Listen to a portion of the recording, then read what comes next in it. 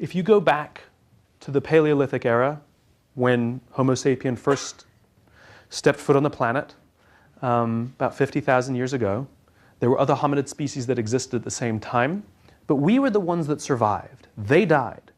We weren't necessarily the strongest, we weren't necessarily the fastest, and yet we've done quite well. Look at this remarkable world that we've built. One of the huge advantages we had and have is that we are social animals. And things like trust and cooperation are absolutely essential for our survival. They're not just nice ideas, they're absolutely essential. You can imagine why. When we existed, when we lived in populations that never really got bigger than about 150 people, for 40,000 of the 50,000 years we've been on this planet, we never lived in populations bigger than 150 people. I understand scale presents some inherent problems.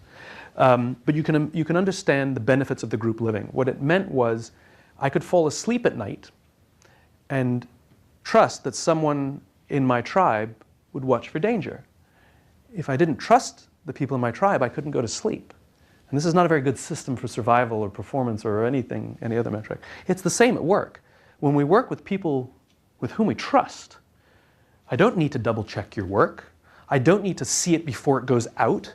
You don't need my approval, right? When we have trust, we can let people go do their work, and even if they're subordinate, we don't need to double check or approve or anything. Things will happen because we trust them, because we all have each other's backs. We all have each other's interests in mind.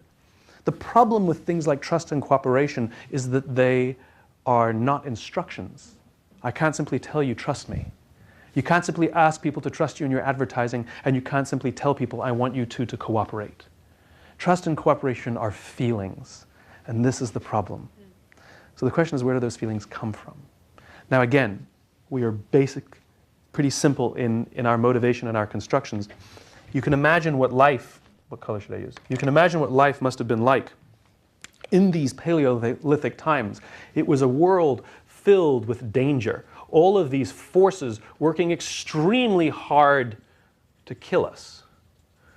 Whether it was the weather or lack of resources, saber-toothed tiger, nothing personal, but all of these forces were working together to end our lives.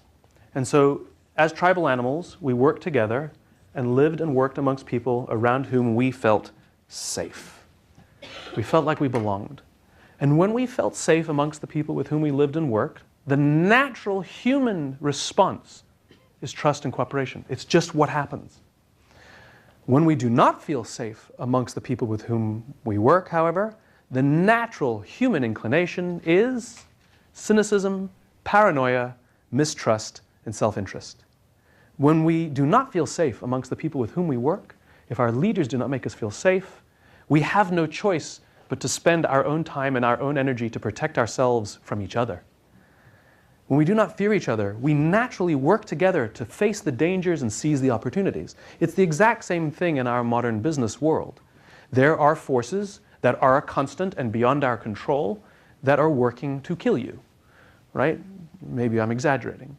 But there are forces outside, things like the uncertainty of an economy, the ups and downs of a stock market, a new technology that might render a business model obsolete overnight, your competition that sometimes is trying to kill you. It's trying to destroy that product or put you out of business, but at the very minimum is trying to frustrate your growth and steal your customers.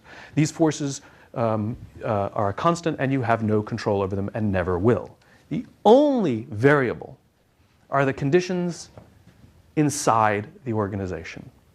And when those conditions are set in a manner that allows us to feel like we can trust and cooperate, we do. This is what leaders are supposed to do.